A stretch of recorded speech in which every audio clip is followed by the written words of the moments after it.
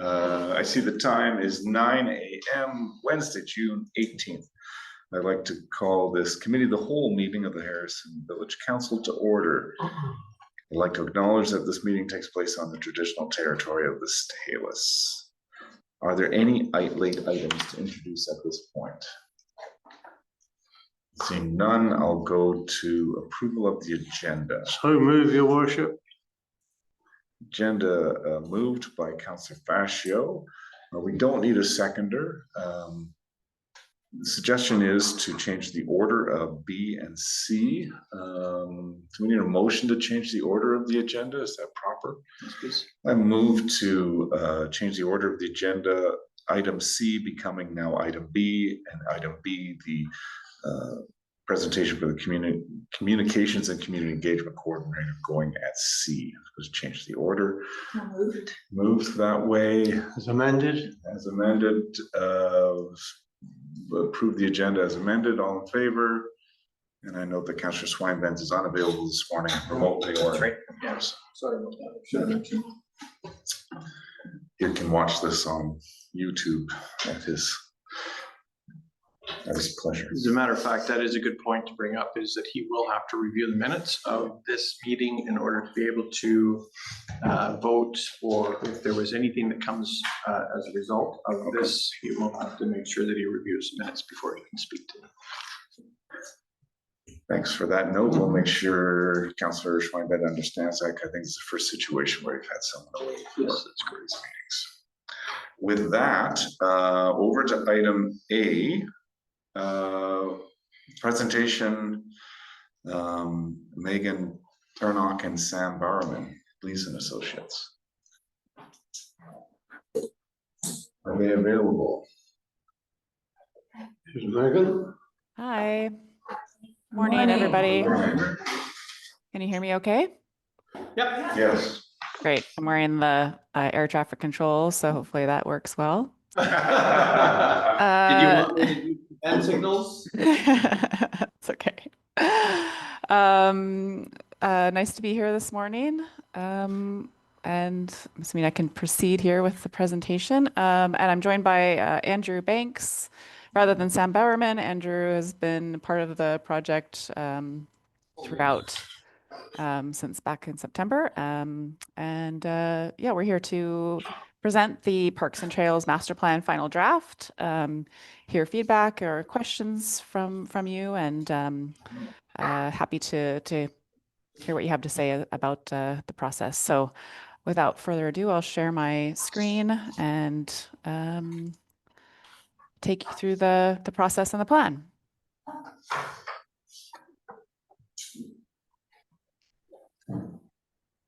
Are you able to see the slide?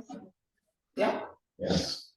Excellent. Yes. Wow, no technical difficulties. Excellent. Very excited.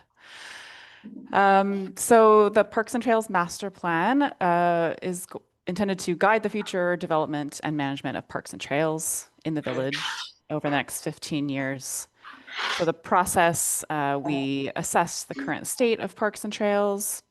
We looked at the needs and values of the community. And through those two pieces of sort of the inventory and the technical analysis and the community engagement, we worked to establish a vision and goals overarching. And then under the goals are sets of recommendations, more specific, and some action items with timelines.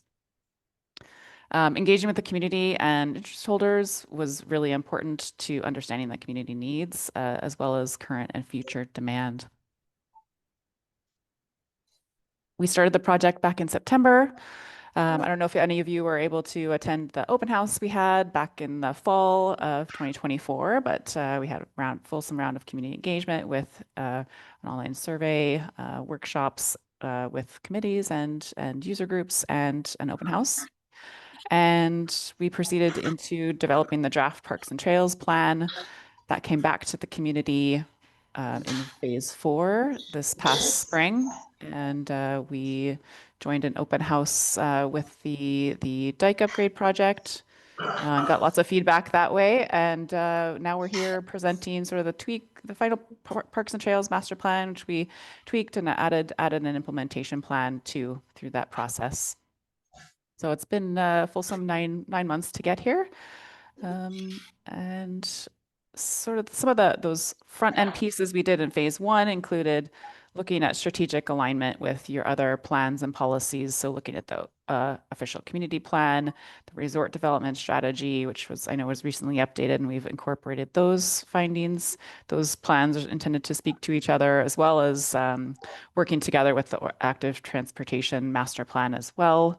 So we've incorporated some of these other plans and made sure that we align and are not in conflict with those, and hopefully can bolster some of those recommendations from those other existing plans that you have as well. I'm trying not to tell you too much that you already know, but for sure the community profile was an important foundation for this plan. We recognize that your village is on the traditional territory of the Sta'alis First Nation, including ancestral village sites up and down the lake as well. The village, as of the 2021 census, has about 1,900 people, but we did try to account for the fact that you have so many visitors coming in during the year. So really your parks and trails are serving the local residents year round, but the influx of visitors, particularly in the summer, but also year round, is an important consideration. You've had recent population growth. It's affecting parks and trails and demand for activities and recreation. And just along with that, recognizing that you have about a third of your population is older, 65 and older, and but you also as well have nearly doubled the amount of youth and folks 14 and younger since 2016. So just wanted to recognize some of those things that fed into this plan.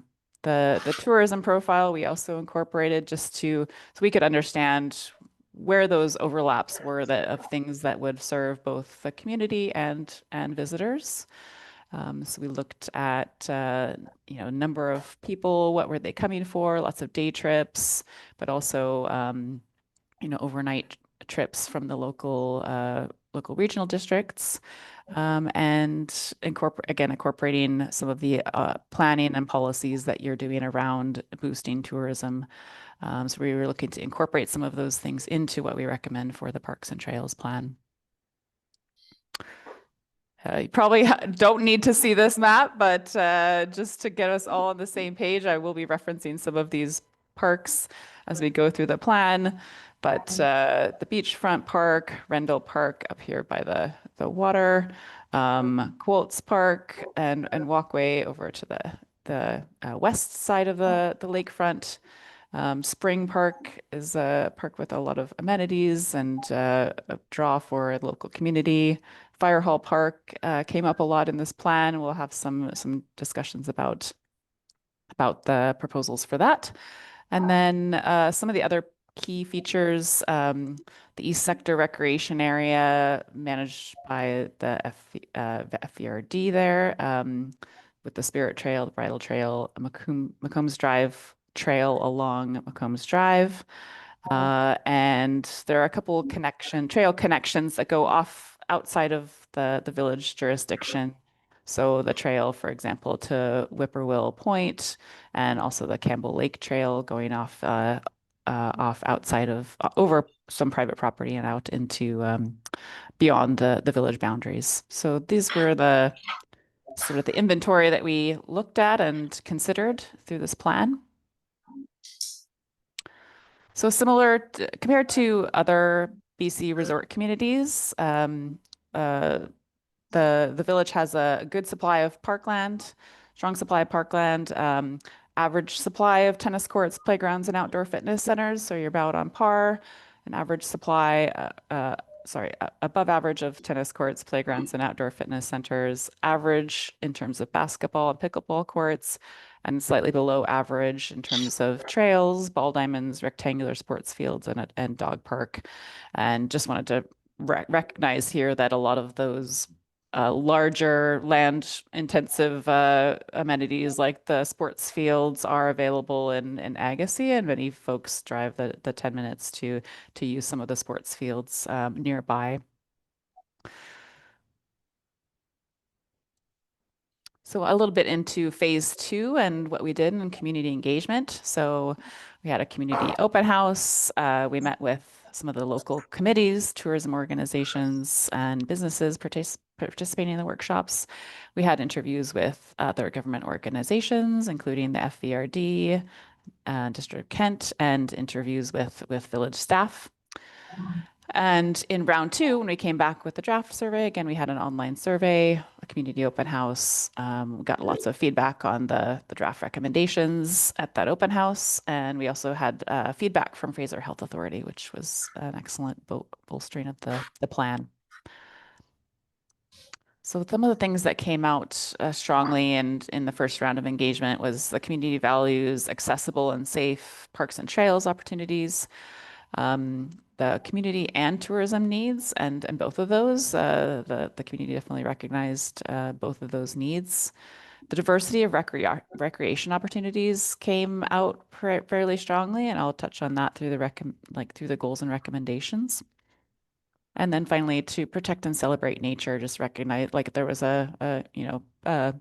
definitely a strong recognition of the beautiful scenery and just the setting of the village and how important that is to people in their daily life. People are very satisfied with the quality of parks and the variety of park amenities as is, although there's some room for improvement. There was a lot of participation, so that's great to hear. Lots of people use village parks and trails on a weekly basis. Walking and hiking, cycling and outdoor gatherings and water sports were very popular. The community events were highly valued and popular among the folks who came to the open house and participated in the engagement. Some of the things we noted in terms of barriers to using parks and trails more were poor trail conditions and lack of information, so that wayfinding and signage piece. Many residents did say that they do use recreation opportunities in nearby communities as well. So we were trying to think of, what are the things that the village should have within the village boundaries, which albeit are constrained, versus what really could be expected to be offered in nearby communities. So overall, some of the things we heard in terms of the community's vision for the future were active transportation improvements, so those pedestrian and cycling linkages, a greater diversity of park amenities, and some accessibility upgrades. And then also that parks should help protect the environment and celebrate Harrison's scenic beauty. In round 2, when we brought some of the draft recommendations back, we heard again about improvement to trails, particularly in the East Sector lands, strengthening active transportation routes, particularly the road in and out of the village, the main road, and developing a park in the village's southern part of the village was well supported. There was enthusiasm about possibilities for Fire Hall Park, and demand, as you know, for an off-leash dog park continues to exist, but there's a challenge in finding a consensus on where it should be located. There was also a suggestion to add to highlight amenities for water-based activities as well. So we did incorporate some of those comments into the plan. So there's some of the background pieces, and now I'll take you through the meat of the plan, which is the vision, goals, and recommendations. So in terms of the vision, bringing those two, the phase 1 analysis and the phase 2 community engagement together, and in speaking with staff and understanding the systems and capacity in place, the village, the vision for the village of Harrison Hot Springs Parks and Trails will be to grow and maintain the parks and trails system to meet the changing needs of residents and visitors, to promote equitable access for all park and trail users, to support community connections, public safety, and healthy lifestyles for all residents, protect and enhance the natural setting through environmental stewardship and sustainable management practices, and strengthening the capacity to manage parks and trails and adapt to new challenges. So some of these also arising from some of the current trends, which in parks and trails, which are affecting things like such as climate change and the impacts to vegetation, water availability, looking at wildfire resilience, and accessibility, of course, is high on the list. And then there are all kinds of new activities happening in parks and trails, and then things like e-bikes are affecting how people are using parks and trails. So being flexible to continue to meet the changing needs and adapt to new challenges are some of those key pieces in this vision, I think. So in order to support that vision, we broke it down into 7 goals under these 3 categories. So management on operations, sort of like the internal workings. So the goal 1 is to enhance the village's capacity to manage parks and trails and park amenities. So building some of those internal systems. Goal 2, developing management practices that enhance environmental integrity and improve maintenance efficiency. So some of that's just building in, again, levels of maintenance, and we'll get into the specific recommendations as we go. Goal 3 is to facilitate easy navigation of parks and trails. So I mentioned that's one of the things we heard through community engagement is wayfinding signage. The park supply and improvements just have two overarching goals. One is to look at how the village park system could expand and to expand that over the next 15 years, and then to improve the quality, diversity, and accessibility of the park amenities and what are in those parks. And then finally, under the 3rd category, trails and active transportations improvements. Goal 6 is to improve the quality, connectedness, and accessibility of the village trail network. And 7 is to promote active transportation and really tie in with that active transportation plan.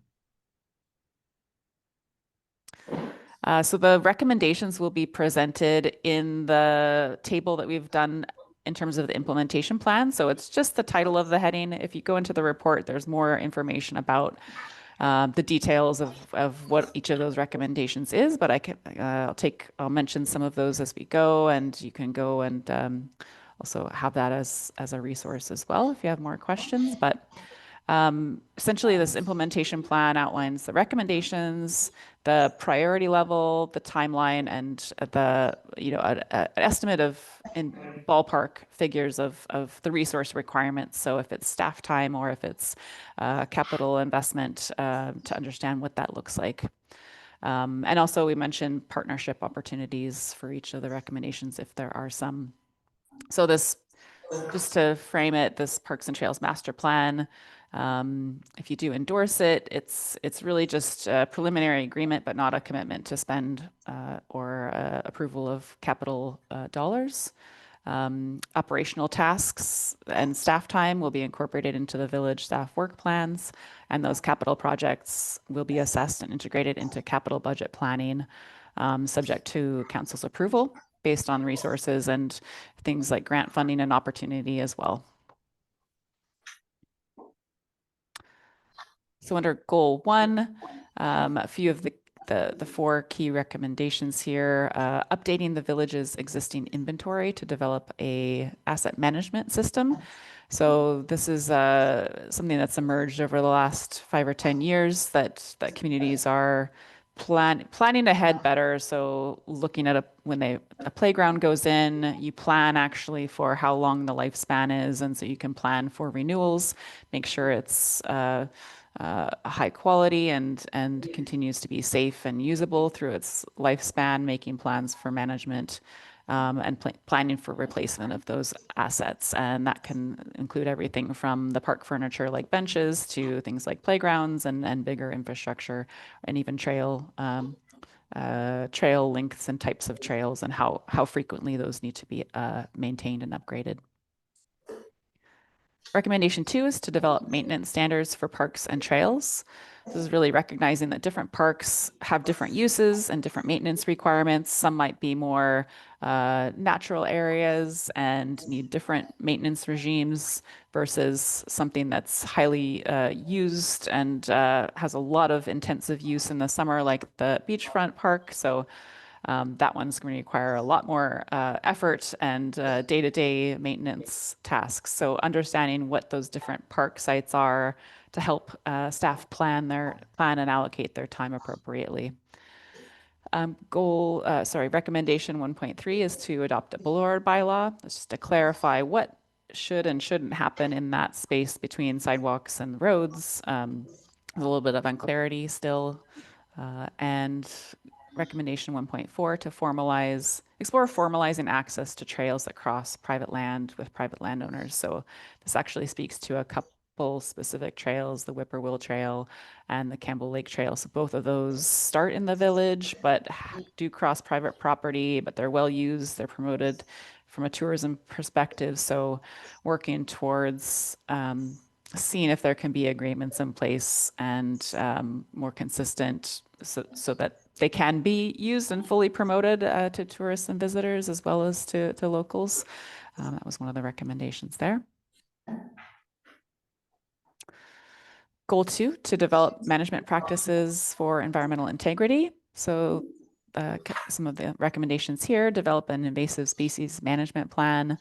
This will be increasingly important, I think, with climate change as well, just to keep track of where invasive plants are or invasive species that might end up damaging the urban forest canopy, for example. Recommendation 2 here is to install irrigation systems in horticultural beds.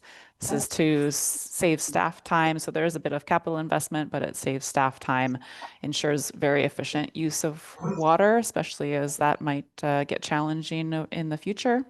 And you can, throttle the water use to suit the plant types as well as the web, reflecting the weather patterns. Exploring and the implementation of rain gardens and bioswales.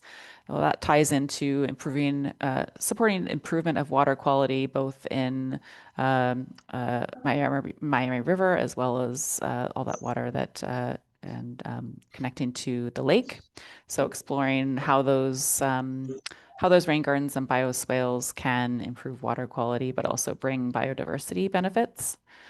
And recommendation 2.4 is to adopt horticultural bed planting schemes to include low maintenance, climate resilient, and native species. So that has happened to some extent, but I think there's more that could be done. And there's some great recommended plant lists out there now of the most climate resilient plant species and native species that maybe require a little bit aren't as intensive perhaps as some of the annuals, for example, and will also boost biodiversity and habitat within the urban areas. Recommendation 2.5 is to explore enhancing parks and restoring natural areas with native plantings. So there may be some opportunities within the park system, not only to improve biodiversity and habitat, but also to reduce maintenance in some of those areas that maybe are underused. There can be like patches or corners or things that just really don't need to have the same level of maintenance, and those can be, you can take advantage of those areas for multiple benefits. 2.6 is sort of a practical one, but continuing to install bear-proof garbage receptacles and updating waste management. 2.7, continuing to electrify the village's vehicle fleet and maintenance equipment. So there's a lot more opportunities now and available equipment that use electricity instead of gas-powered motors. And 2.8 is to continue to implement the recommendations of the Urban Forest Management Plan. So I just wanted to, in the report, we just highlighted some of those key recommendations from that plan that intersect with parks as well. The Community Wildfire Resiliency Plan has some important overlaps with the park system. So planning parks with wildfire resiliency in mind, with that urban forest management plan in mind, will bolster all of those plans and policies together. Goal 3 is facilitating easy navigation of parks and trails. Really, these are quite practical, but making sure the village parks and trails maps are up to date, and also considering that you could add some digital maps as well that are easy to keep up to date. Developing parks, trails, and active transportation network signage strategy. So thinking of all those pieces together as one system, I think will benefit all of the amenities in the village for visitors and tourists. And as some of those trails, for example, get improved in the East Sector lands or Whippoorwill Point, for example, that those could be enhanced through signage. Expanding the village's park system. So this is a bit ambitious, but looking to acquire land in the villages south to develop a future community park, I think will benefit the community in the long run and continue to help attract year-round residents and families to the area. So I think through the development process, you might tend to get small parcels rather than sort of a cohesive community park size property. And so planning to seeing if you can use fee in lieu or cash in lieu instead of maybe dedications of small pieces through that process. As some of those areas redevelop, there may be an opportunity to consolidate funding to get one cohesive and park land that's big enough to put some amenities in. I guess that's the message, is rather than accepting little postage stamps all over as lot by lot gets developed, trying to be strategic about consolidating those. And then the other thing we noticed just when looking at Spring Park is that there may be some opportunities to acquire lots adjacent to Spring Park in the future to expand or add to the amenities there. And perhaps that could be a way to draw some visitors, away from the waterfront and give some alternatives to more active recreation opportunities around the village. Under Goal 5, improving the quality, diversity, and accessibility of park amenities. So in terms of diversity, I think there's definitely a strong support for an off-leash dog park. Again, we ran into the location. There's some information in the report about potential locations, but maybe a seasonal, start with a seasonal or temporary dog park could be a way to sort of push that one along incrementally. Developing Fire Hall Park as a community park with amenities that met with a lot of support, interest in disc golf and maybe a pump track or some other activities at that location. Exploring adding water-based recreation activities to the village's lakefront. So this actually came out through the second round of engagement, but finding a good place and a safe place for folks to launch non-motorized boats, perhaps near Rendell Park. Continuing to inspect and retire outdoor fitness equipment as it reaches the end of its life. So that area above the beachfront washrooms has a lot of potential as a place for hanging out and the views, and I don't know, maybe some fun things there. But the outdoor fitness equipment is there for until it basically reaches the end of its life. So planning for that over the next 15 years will be a good opportunity. Continuing to update parks with accessible amenities. So there are specially designed things like benches, maybe the bench pad and making sure it's wide enough so that people can sit on the bench, but maybe there's also a place for wheelchair access to park next to the bench, those kinds of things, making sure there's enough room in front of the bench to have a walker or other mobility devices, things like that. There are accessible parking, picnic tables, play equipment, some of these things as you update your park amenities. That will be a good thing to look at, implement incrementally. And to explore developing a partnership with School District 78 to co-manage sports fields and sports amenities for the school and community use. I think this is an important one just because there will be limited additional parkland. So looking at opportunities to make the most of the open space and green space in the community, including the school site and the open space there, will help mitigate overuse of some of the other park spaces. Goal 6, improving the quality, connectedness, and accessibility of the village trail network. Recommendation 1, improving pathway connections to Rendell Park. So making sure that waterfront pathway brings pedestrians and cyclists safely across some of those vehicle access areas. Working with the FVRD to upgrade the East Sector lands, the trail network, and improve connections to the village. So in particular, looking at the village-owned part of that East Sector lands parcel, but also, working with the FVRD where possible to make sure those are well-maintained and accessible trails for both residents and visitors, and that they can be fully promoted as opportunities. Working with landowners and the FVRD to establish additional East Sector land trail heads at the sort of at the north end of the East Sector lands and the southern intersection of Naismith Avenue and McCombs Drive. So what we noticed when we were out there was just the awareness of where to get into those trails is a bit challenging, and the signage isn't necessarily at the most obvious points where you might want it. So figuring out how the best way to connect to the village and improve that connection to the East Sector lands is important, and that's actually a recommendation 4 as well.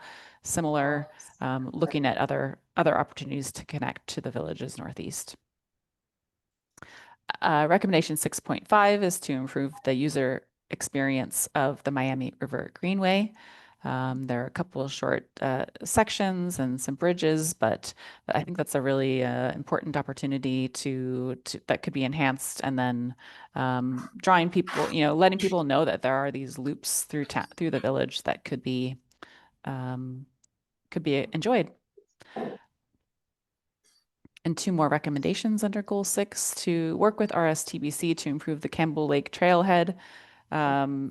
So the trailhead is actually on village property, I believe, but then it takes people off outside the village, and I think it's a RSTBC authorized trail. At this point, RSTBC is unlikely to be taking on significant maintenance or management of that trail. Just so you know the context, is maybe less working with them, and then trying to generate some interest in the community or community user groups or trail groups that might be willing to undertake some maintenance on that trail, or to be stewards of that trail, or potentially even Stahelis, if they're interested as well, like working with those kinds of groups to enhance that trail. Might be a great day. It's a challenging trail, but a nice day hike for those that are up for it,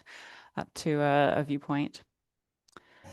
And finally, to explore working with the RSTBC, the District of Kent, and the FVRD, and Harrison's Hot Springs Resort to develop a trail on the village's west slope to create a village loop trail. This is pretty ambitious, but I think in the long term, it might be something that could be developed if it's sort of on the radar, looking for opportunities and planning ahead. Could be a really really cool asset to bring to the community and visitors. Finally, Goal 7, promoting active transportation. So planning to improve trail user safety on the McCombs Drive Trail, and continuing to implement some of the active transportation recommendations. So we pulled in some of those recommendations to this plan just to highlight the ones that we also heard from the community as we went through the process. That's the end of just taking you through the plan. just want to thank staff for all of their hard work, Christy and Jace for their contributions to this plan. Couldn't have gotten here without their guidance and support and hard work as well. So I'll turn it back to you, Mr. Mayor, and for any questions or discussion. Thank you for the presentation. Very thorough. I've gone through the master plan, the final report.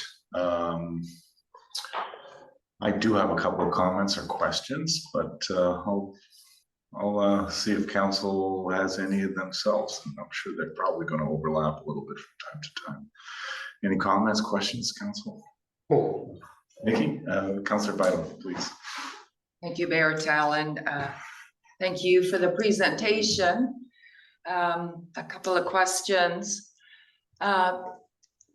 There is a nonprofit group located in District of Kent at the end of Gulf Road called the Earthwise Society. And I know in my discussions with them, they would, and I don't know to what extent they're pursuing it, but connecting our trail system on the west side through to connect with their trail system on their property. Did you have any discussions with them? Through you, Mr. Mayor, to Councillor, thank you for your question. I did not have any discussions with them about that specific connection, but it's great to know about, and we can incorporate that and make note to staff as well as of that potential. Good. Thank you. And goal number 5, we talked about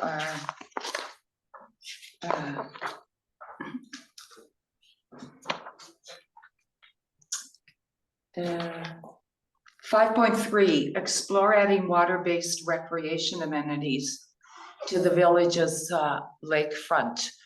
I know that the possibility exists, although nothing has been decided through our RMI funds of the potential for a splash pad. Our beachfront is getting pretty limited with available land, but I just wanted to make you aware that there is the potential for that. Also, talking about RMI funds, I'm always pleased with what we see with whatever master plan is developed. And once again, we're a small community, not a large tax base, and we do rely on RMI funding for tourism-based initiatives. So once again, thank you for the thorough report, and Mayor Talon, those are my comments. Councillor Pash. I have a few. Good. So Thank you. what? They're all the same. Just quickly to follow up on Councillor Vidal's with the Earthwise. I'm assuming the trail they're referring to, the one that runs parallel with the golf course and comes out at the BC Hydro and then cuts across McPherson. Yeah. Well, unfortunately, that was originally going to be a bicycle trails many years ago, but it would need the golf course to put up netting all along their side because of golf balls bouncing off your head when you walk through. Targets, come on. Yeah, so I'm not sure that anything could be done, I know, but that's been in conversation with the resort as well. Regarding to private landowners, and I know the sections you're referring to on the east sector, it's a great idea, but this is something our staff would have to get more in depth regarding liability issues, because I'm not sure if we're promoting we're not allowed to promote private businesses or concerns according to the charter, but I'm sure an agreement could be made, but that's a legal situation if somebody tripped or got hurt, and who is liable. So, what a great, I think that should be looked into. I think one of the priorities, as I am on the accessibility committee, is that the trails, especially, I know when they were first opened by the regional districts, people in wheelchairs, it was impossible for them to go because of all the roots of the trees. So that's definitely, I think, a high priority, that in partnership with the regional district, maybe to start to phase in graveling all those trails in that east sector. That is a must. It's I mean, I'm going back several years when they wrote an article regarding accessibility and how they're left out. Well, nowadays it's a different thing. We have to consider them as well. They're entitled to use our facilities and use them in a safe manner. So I think that's a priority. I think it's medium. I think it's a priority. The school district, now, again, our staff would have to look into. We did have an agreement with them for many years for the use of their school gym or the ground. So whether that's still in place, I'm not sure. But I know we've had many. I used to have, when I had the soccer league going, we used to use that for soccer and board games, and I believe Age Friendly had the first movie night there, outdoor movie night a few years back. Councillor Jackson was involved with that. So I'm not sure if that's still in place in regards to that. Now, invasive species, we do have a bylaw, I believe, do we not? We do, yes. The invasive species is that we manage that through a partnership with the Fraser Valley, Invasive Species Society, that we are dealing with through a program. A yearly program. Okay. One of our bylaws does speak to invasive Correct. species. It does. And noxious plants. And Yes. that was mainly a cannabis grow-off bylaw, but it also included invasive species. I think, Your Worship, we added Yeah. we have to get the permit now from the province. That is, before it was open, Yeah. open field like. On other amenities, is there any reason why the Federal Wharf or the floatplane dock would be left out of that? Nothing in particular. It's just that it's like with the floatplane dock is that it's where we don't want people out generally if there's going to be planes coming and going. And the federal or the dock on the east end is what you're talking about. Yeah, nothing in particular. I don't know why that would have been left out. Anyway, I just thought those two, because I know the Federal Wharf is used obviously with the rowing clubs. That's right.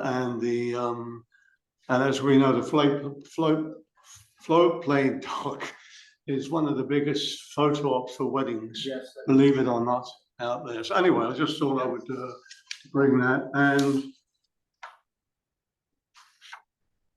program events. I noticed that the Dragon Boat Festival and the Hobby Cats are not in that program event. I know it's not sponsored by the tourism as part of their, but that is a major event in the village, is a dragon boat, and the Hobby Cats have been coming here, oh God knows, since I've been on council. Every year they take over Rendell Park. We can take that away and. So that was that, and I think I've covered in regards to, well, later on in the meetings, we're going to be discussing dog park, but I think some of this stuff is mostly in the hands of our staff to look into and see what we can prioritize and what we can budget. But I think there's some things that could be moved forward this year. Yes. You know, some of the, but others, of course, will have to go through the budget. But I would definitely push for them in coordination with, and also, if I'm correct, we do have a plan in place. We're waiting for funding for the L80, leased 80 acres to expand our trail system. So that's going to be, that will answer your question, Megan, regarding to more trails. We're going to be adding more trails there eventually.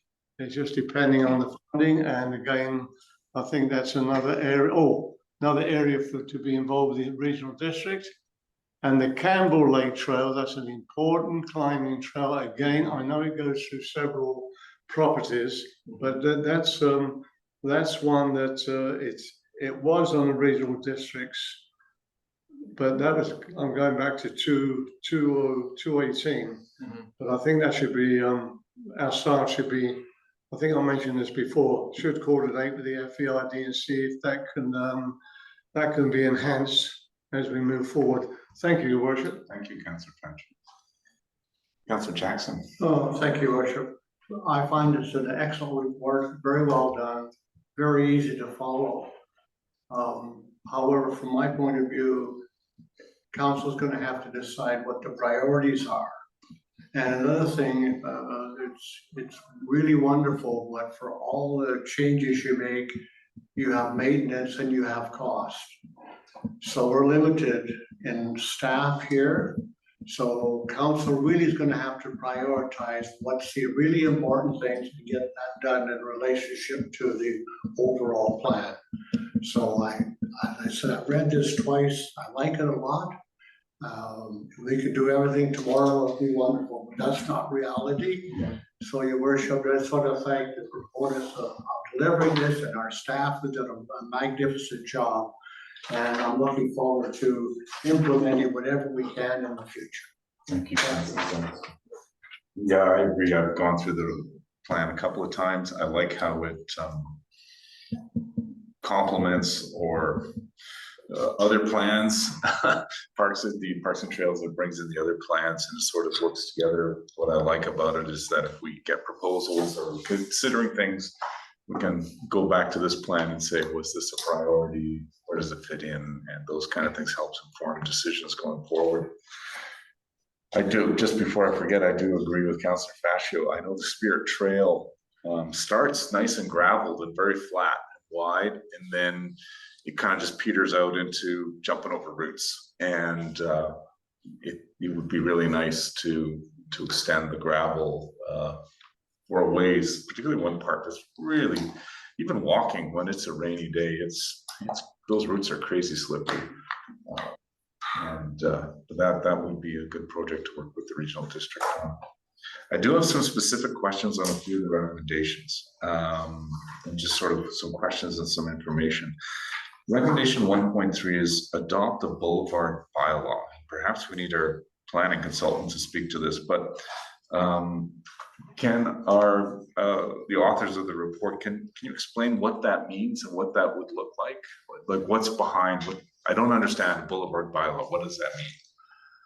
I think I'm going to pass. Thank you, Mr. Mayor, for the question. I'm going to pass this one to Andrew. Mr. Mayor, thank you for asking that question.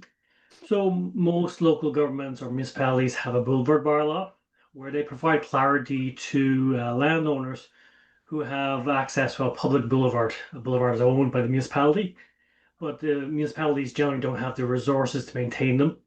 So they rely on the adjacent landowner to look after the boulevard, but they also like to have a criteria what they can and cannot do on these public boulevards. And so it was recommended that the municipality or village of Harvest Hot Springs put in their own boulevard bylaw to clarify the expectations and relationship on the maintenance of the boulevard adjacent to private properties. Thank you. That's really helpful. That could be a good thing.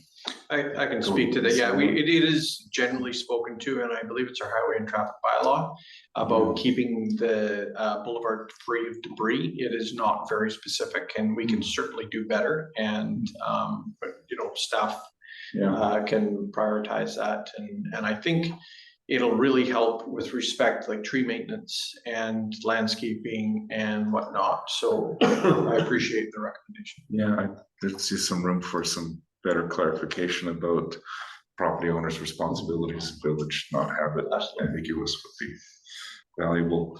2.1 invasive species management plan. And I think Councillor Fascio mentioned, we do have some bylaws that speak to invasive species. What would this management plan, there's already actors involved with the regional district. I know the Miami stream keepers are pulling out Himalayan blackberries and trying to replace things along the riverbank with more, I think they're native species. What's envisioned by this?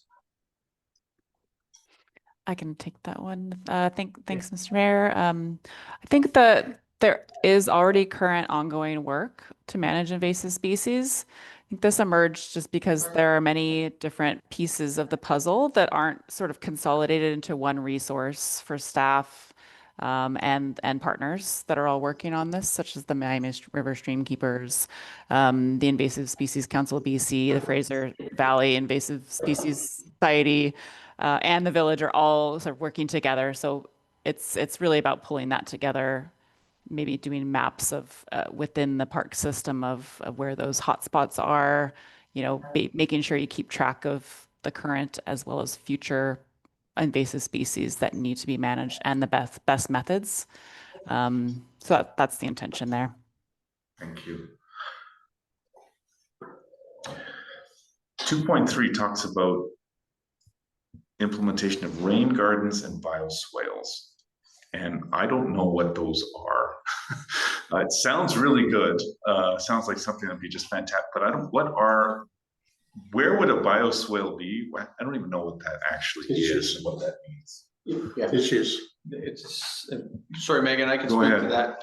Sure. It's essentially that would be something that we could promote in a boulevard bylaw, where we could request a bioswale. Essentially, is a garden that accepts rainwater and allows it to perk or sift through, generally speaking, through some form of, you can install plants that are that reduce carbon. It will pull carbon out of water and allow it to discharge into our storm system freely. A bioswale and a rain garden are very similar. A bioswale quite often will be in a parking lot, for instance, where you'll see all the water come to a common point where there again is plantings, and it slowly works its way and again has plants that pull carbon out of water. Is that right, Megan? Am I close? Yeah, exactly. Like any runoff from paved surfaces has pollutants from cars, vehicles, brake pad, dust and heavy metals and things like that. So if it goes into a planting area first with very permeable soil, some of that gets removed before it goes to the stormwater system and to the natural waterways. So the plants can also bring biodiversity benefits, pollinator species and bird habitat and things like that along the way. So it takes the pressure off of the storm system as well, can reduce actual water volume going to storm system and slow it down. Thank you for the explanation. Sounds like an interesting project that has to be built in from the ground up. Councillor Jackson. Oh, and just in reference to that, in Yeah. South Surrey back in the 80s, they started to, with the developments, put these, they called them Dutch drainage. And they were done specifically because that time we were getting a lot of rain, lots of rain, and they really, really worked. They were a really good idea. Interesting. Really interesting. Halfway through my questions, sorry. Let me catch up here. 4.2 talks about opportunities to acquire lots adjacent to Spring Park for future expansion. I recall that there was a development proposal and part of that overall approval included, off of Echo, correct? Where that abandoned structure is. We can tick that box already. You can tick that box. So that's something that's actually, wow, we can make that a high priority. But am I correct in recalling that part of that development proposal with the laneway and 3-4 houses was part of that coming to Spring Park? That's correct. I'm not hallucinating. Great. 5.2 Fire Hall Park. I think that I think we put a star in that one, given conversations with the school board and the potential for a new school. So I think we need to put a star beside that, as that may be one that goes by the wayside depending on what happens with the school and other projects we're working on, and share those plans. But I just wanted to make note of that. And my last question or point comment,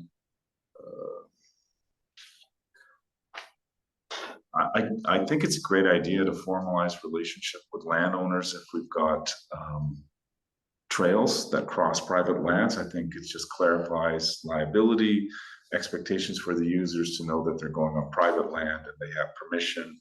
And Councillor Fratcher, I think you were touching on this, like we don't want a situation where we're promoting businesses, but if users want to access and we have a way to secure access for recreational use, I think that's a good idea. The loop trail, where would that be? If was it just a possibility to explore this? Is this from behind the source up that side of the mountain and along the river? Is that something? Oh, the Whippoorwill point? Yeah, and then around, or is it something Yeah. to connect into the Campbell Lake? Like how grand are these ideas? I think it's doable. Yeah. I believe that a portion of it is on resort property. I believe some of it's on Crown land. And then I think part of it actually goes into the District of Kent, if I'm not mistaken. So it would be just a matter of bringing all the parties together and putting a formal agreement together. Thanks. That would be a really interesting project as well. I don't have any other comments or questions on it. I think it's a really thorough report. Sort of questions what to do with this now. Should this come to a regular council meeting for, what do we do, adopt it? I think Jason can speak to that. Jason? Yeah, that would be the intent now to bring to regular meeting, council meeting, but we did meet with Staheless on Monday. So there's a few more things we want to incorporate into the plan as well before we bring it for final adoption. So once we have the comments back and a couple more things to add to the plan, then we'll bring it back to a regular council meeting. So is it at this stage that we have this final report, I guess a draft final report? We post it on our website, invite final comment, and it'll come to a future council meeting near you. So we just receive this at the next council meeting, do we? Yeah, no action for council No, okay. Until we receive comments from Staheless. And once Staheless's comments have been incorporated, we will bring it back. We can put the draft version as it is on the website today, or this week, I should say. I don't want to put staff in this position here. So, and then certainly, we can receive comments up until the time it comes to a next regular council meeting. Do we need a motion to that effect, or? A motion to receive. Yeah, receive the Okay. report and Sure. proceed. Any discussion on that motion? I'll call the vote. All in favor? And we thank our consultants. Thank you. Thank you. Thank you so much. Thanks for having us. Yeah, Bye.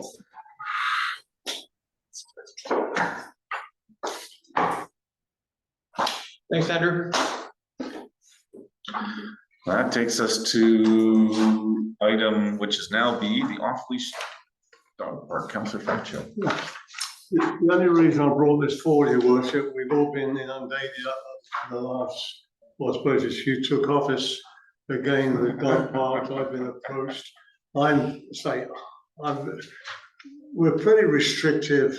We've only got 3 square miles here on land for a dog park. We've always discussed the 1 acre opposite a community garden. Yes, that's going to be the one. There's a whole bunch of trees that are going to come down. You can't leave every tree that's there and still make the dog park. It's an acre, so it's big. So in the meantime, I only got this idea on my trip to Victoria last year, was that if we council agrees that the back of the lacrosse box, which is on Echo side of the village, is not being used. We tried for a bocce ball. We tried with the horseshoes. It's got 6 benches there, and I would suggest, if council agrees, that we do a temporary dog park there, just temporary fencing, not permanent. Don't spend a whole bunch of money at permanent, and have a board up to say, this is temporary, let's get your comments back. And that's my suggestion, really, is the area where the benches are. We could use the area down the side of the lacrosse box as well, so there's quite a big area there. And there is parking at the back. And most people are walking anyway. There's not many people that bring their dogs in their cars. They're all walking. And it's that's the only location, other than if council decides to go with the 1 acre, whether it has to go through the ALC, yeah. ALC to get permission on that. But then several trees would have to come down, and that would be an expensive, plus the expense of all the fencing, putting in benches, water containers, and doggy stations, where this temporary location, we just need a doggy station, and we just have to have temporary water. And I would say it would be open from 8 in the morning till 6 in the evening, and our staff can close it. The evening staff can close that at 6. So then the neighbors are not, they can have their evening peacefully around there. That's just my suggestion anyway. I think there's a lot of merit to that suggestion. My instincts are, I think a more permanent dog park, the ideal location would be across from the community gardens. Yes, yes. But I do hear regular comments and suggestions for dog park, and Councillor Vital. Thank you, Mayor Talon. I do think it's time that we make some progress here towards off-leash dog park. Last council, one councillor suggested, and we had explored this last term, suggested possibly using part of the overflow parking lot as temporary off-leash dog park. My concern, and I'll have to check behind the lacrosse box, but in the middle of summer and heat, I don't want to see that cause some concern. And I have always been in favor of using the 1 acre property across from the community gardens. Yes, I think that some trees will need to come down, but that we could minimize the number of trees coming down. I like that location because it is away from residential area, and parking is more accessible in that location. And I don't think, if we decide to go ahead with this, then I don't think we should, give it the 5-star effort initially. I think clearing what needs to be cleared, some fencing, a water station. I know in the past I talked about a doggy wash station, and I just think that that's not practical at this point. But my view has always been that 1 acre. Thank you. Thank you, Councillor Vital. The status on that 1 acre, the request we put into the whatever ALC? the ALC. What did we request dog park, or was it for another purpose? And do we know where the status of that is? The application hasn't been finalized yet. Okay. It has some other documentation we needed. I'm not sure, is that the same parcel that we would have been applying for the trails? Yes, It's this. yeah, there's a so it's the trailhead one that smaller starts one? in that area. We can certainly modify it to include, and the intent was to modify it from what we heard from council is to make it because it's a non-farm use application. Yeah.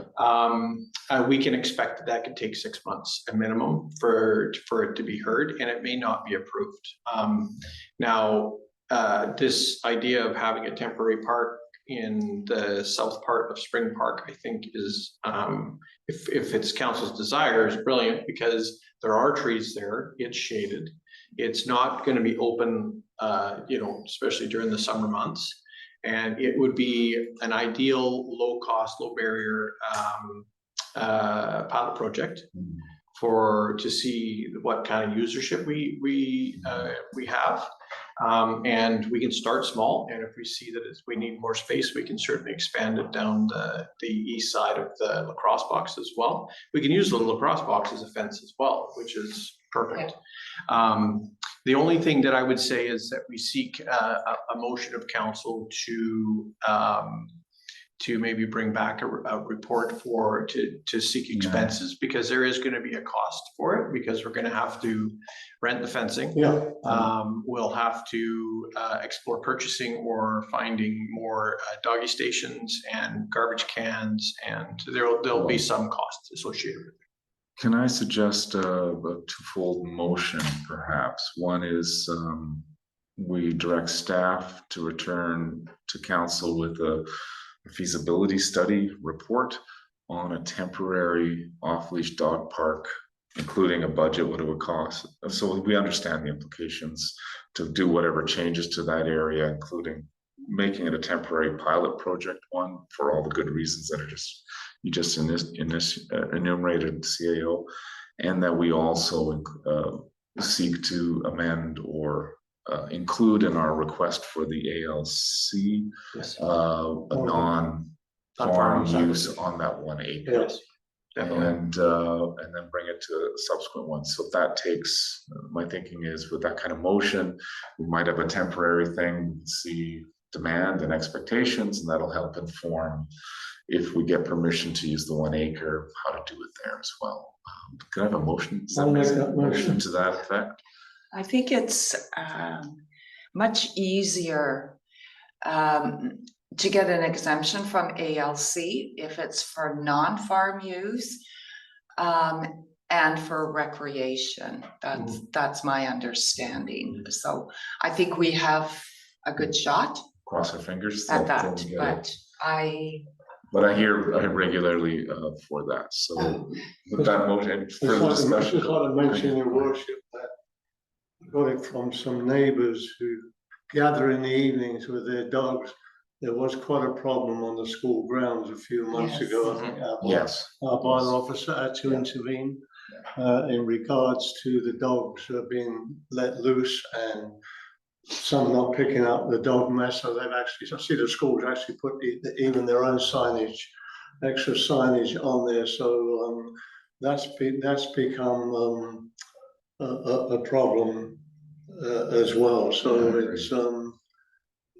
mean, it is a playing field for the children as well. It's not fair to if they don't clean up.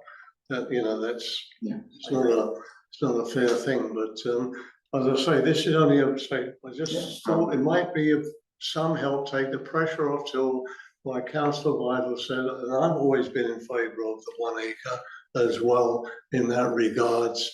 But it's always the tree situation, but you've got to bring trees down and the expense is going to be there. The fencing is an acre. But anyway, that's down the road. I think, Go ahead. sorry, Councillor Facio. I think if we decide for the temporary location by the lacrosse box, I think it's important that we put signage up Definitely. that indicates some rules. Limits. Because I know investigating and speaking in other municipalities where they have off-leash dog parks, Sometimes it can be a bit of a problem. But all we can do is put up some signage, right? So, I'm moving this forward with reservations, Your Worship, Yeah. because, you know, I'm a great believer that your dog should be leashed, walked and all that sort of thing, but it's the behavior sometimes gets out of hand, that's where the problems come in. And but. Well, we'll do a feasibility, if we get a feasibility study Yeah. report about all the implications of Yeah. the temporary one, we can make an informed Yeah, decision. yeah. Any further discussion on the motion? Councillor Jackson? Make one comment, Sure. because I'm not really in favor. For every action, there's an opposite and equal reaction. So if you go to the 1 acre, and you put a dog park there, you're gonna get reaction. Because now you're gonna have all kinds of cars parked when we don't have any space on that road to park. We're gonna have people coming and maybe it's a good idea to talk to them in Agassiz and see the problem that they've had. Because you have aggressive dogs and you have passive dogs. And you want them all together, you know, in one space. This becomes a real problem. And I'm just saying to council, think deeply on this because it can really come back and bite you. No pun intended. We tried it. We tried it, and it was a disaster. Yeah, I do know Agassiz or in other places have small dog off leash parks and large dog off leash parks and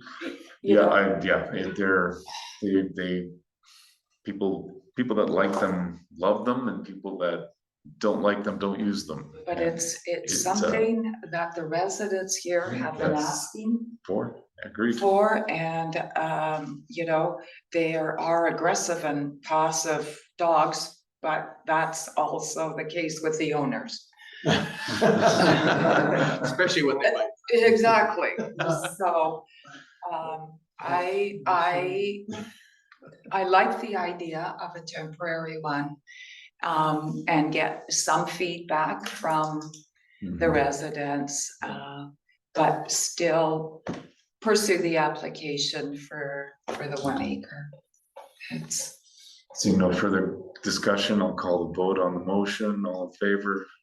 Carry 2 of 3 in favor, opposed. 1 opposed, then the motion carries. I'm just gonna do a time check and see if he needs to recess. It's 12 after 10. There's a recess break in order for Yes. Top time. 10 minutes. 5 to 10. Aisle break. We'll reconvene at 10. I see a 10:12 right now. Reconvene at 10:25 for those online. Oh.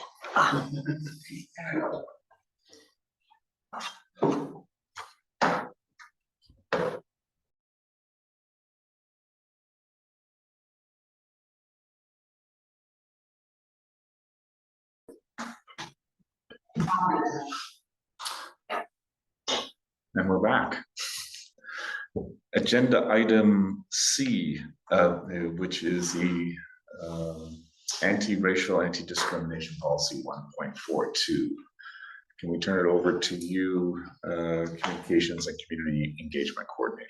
Yes, thank you, Mayor Tallon. Good morning again. The intent of this presentation is to provide a bit more background and context to the draft anti-racial and anti-discrimination policy presented to Council at a recent regular Council meeting. At the regular Council meeting held on March 3rd, 2025, Council directed staff to develop a formal anti-racism and anti-discrimination policy. This policy is intended to provide a consistent and transparent framework for reporting and responding to racism and discrimination in our community.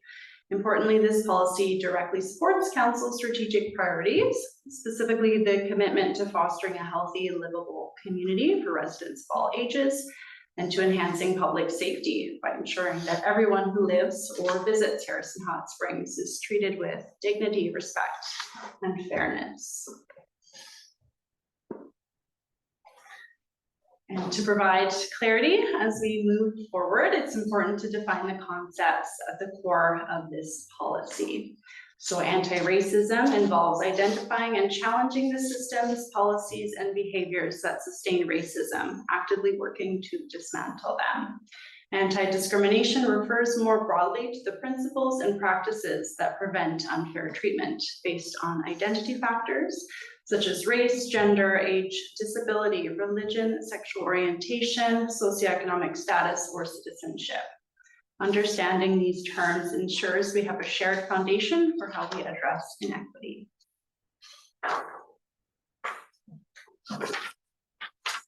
The draft policy is based on a model policy developed by Lidstone and Company in 2020. This model has been widely distributed to over 250 local governments across British Columbia, Alberta, and the Yukon, and has helped shape similar anti-racism policies by the Fraser Valley Regional District and other municipalities such as Terrace. It's important to note that this policy does not replace existing processes such as respectful workplace or bullying and harassment policies. Rather, it complements them, focusing specifically on racism and discrimination to ensure that those concerns are addressed with the nuance and seriousness that they deserve.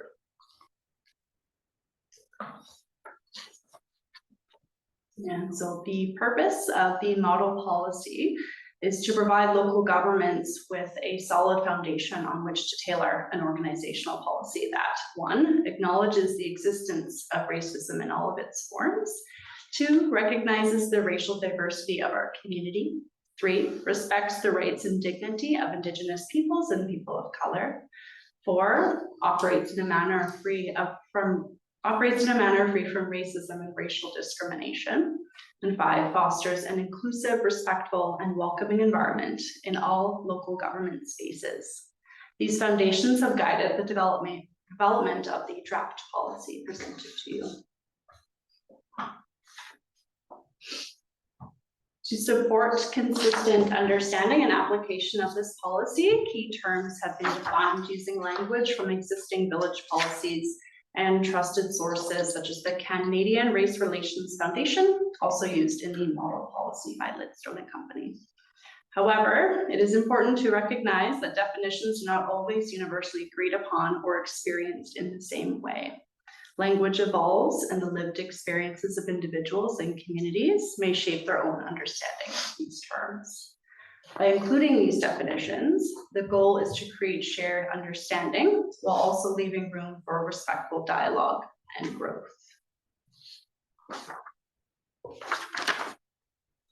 It is important to recognize that this policy is aligned with recent legislative developments at the provincial level. In May 2024, the province of British Columbia passed the Anti-Racism Act, which requires the development of a provincial strategy to identify and eliminate systemic racism, particularly as it affects Indigenous communities. And by June 2026, the province must release a comprehensive anti-racism action plan. The development of an anti-racism and anti-discrimination policy is a meaningful step towards ensuring that the village of Harrison Hot Springs is a safe, respectful, and welcoming place for everyone. This work reflects Council's leadership and commitment to equity, public safety, and community well-being. And staff are looking forward to receiving feedback and continuing this conversation together today. Thank you for that setup to an important place.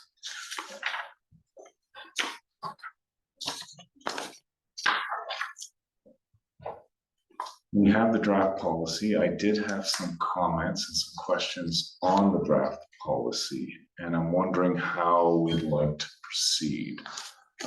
Everything that our community engagement coordinator said, I have no issues with. I just want to make sure the policy is clear and doesn't create some ambiguities or some unintended interpretations.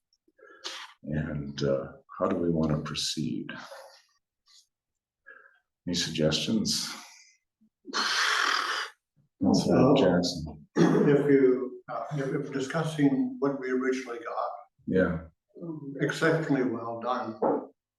But the problem, from my point of view, is its interpretation, because the language is so difficult, the English language, because one word can have too many meanings. And I personally would be more inclined to use the Oxford definition of anti-racism. It's very short and very concise, and it doesn't leave much to interpretation. It's just a few words.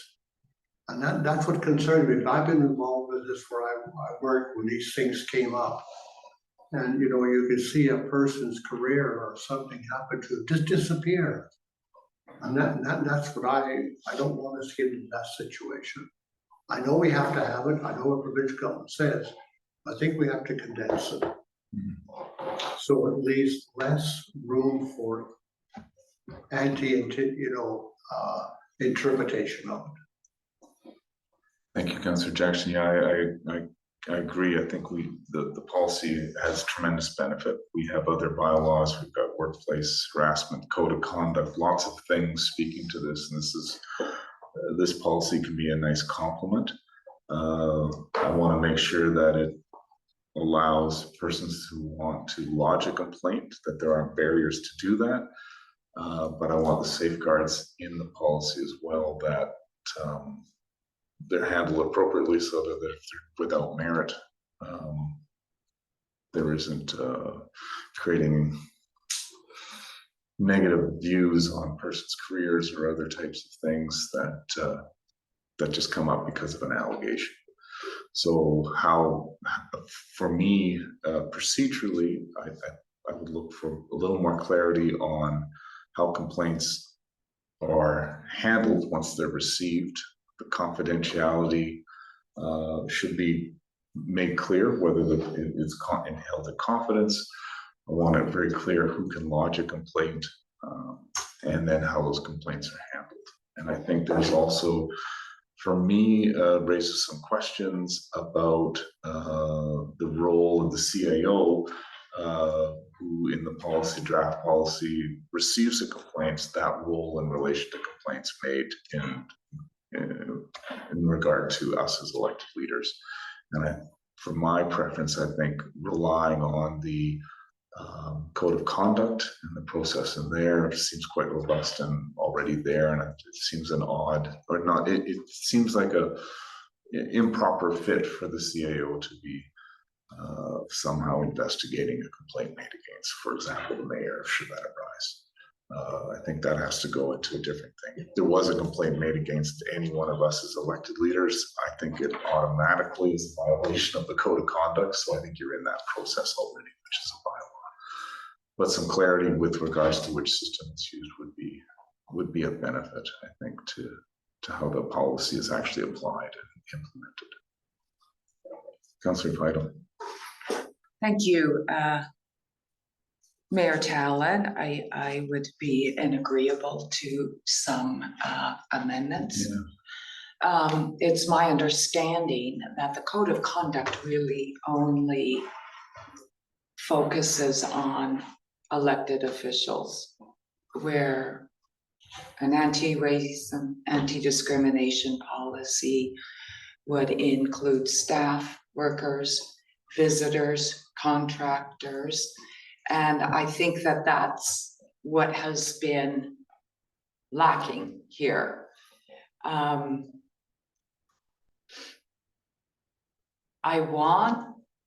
would like to see the policy pretty well airtight, and whatever amendments that council agrees to, I think it is absolutely imperative that it be sent to our legal team before there is any final adoption of it. But, given that, and I'm sure that staff researched other municipalities quite closely.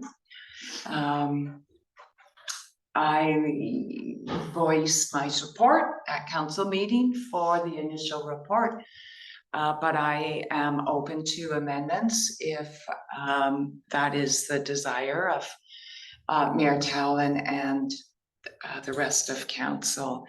In my opinion, this is needed. And we should move forward with it.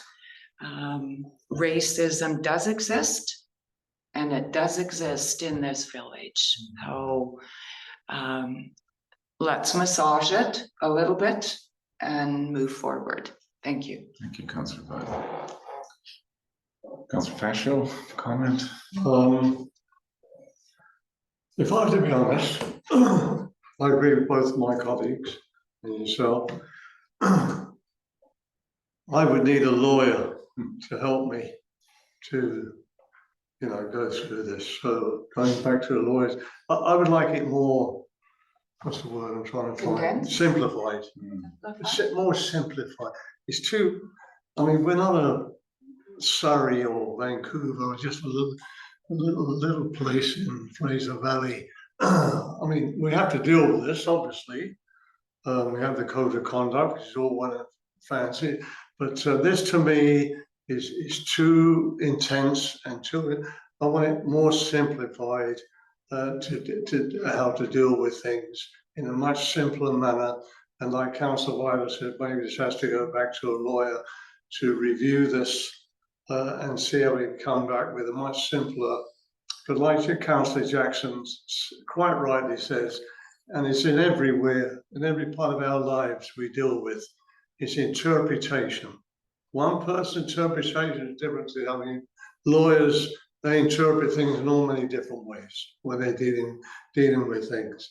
So I think that's the important, the interpretation, but try and bring it down more simplified, that we can deal with it much easier if something does come up, which I hope we don't really get into this. If anything really comes up, it's more to do with the code of conduct between ourselves, council and staff, that we can deal with. But this of course is we're mandated to put this in place by next year, 26 as well. So we got plenty of time. But I agree both yourself and the two councillors. But I think it needs to be more condensed and more simplified, if that makes sense. Thank you. Thank you, Councillor Fascio. It's great. And I don't want anyone who's listening to the meeting or reading the minutes to think that council, I think, is critical of the work done to date. I think very supportive of the work done to date, and that sometimes the debate and the discussion when we think of these things is as valuable as the actual finished product. So the discussion and consideration is always valuable. And I look forward to a subsequent draft. And if I'm getting a sense from council this morning, it is the takeaway would be maybe get some legal to tighten and simplify the language. CAO Cook. Thank you, Your Worship. And I hear what council is saying. I do want to make a point of thanking Christine Keeley for the amount of work that they did put into this policy. And it is crafted from a framework that was established from Lidstone. And I understand that a lot of these policies, especially when they get into these sensitive subjects, can be quite a challenge to digest. And certainly when it's a Hardy Boys book, it's kind of tough to digest. And I do agree that from the investigation portion, it should follow our code of conduct that we've recently adopted.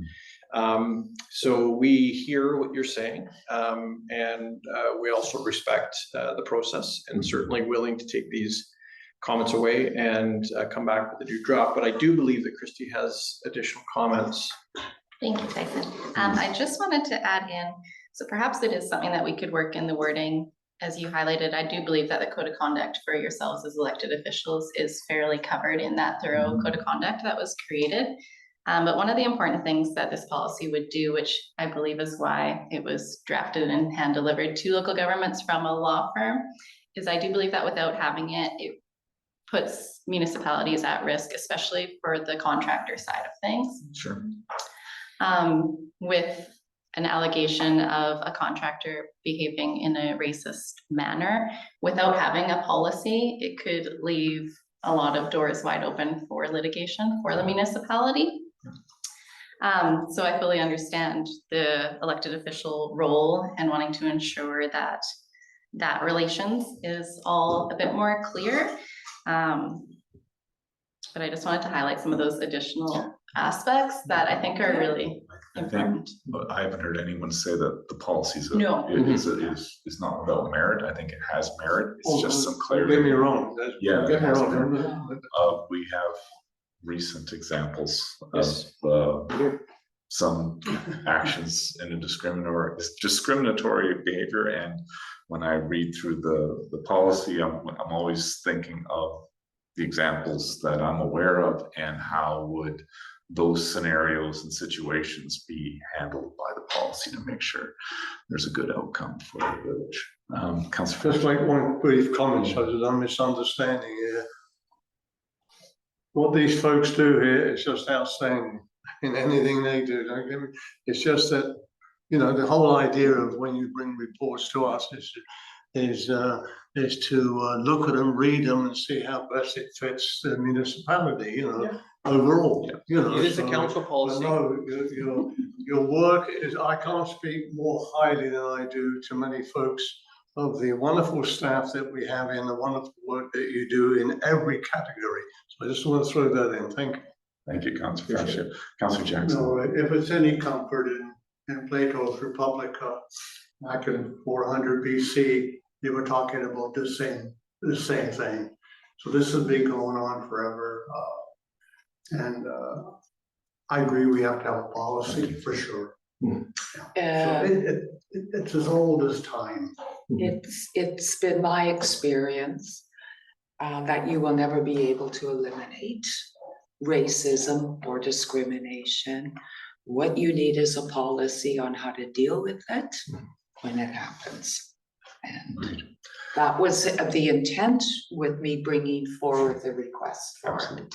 So, I think I'm hearing from council, please proceed with a second draft for our consideration. I think you've heard feedback from us this morning.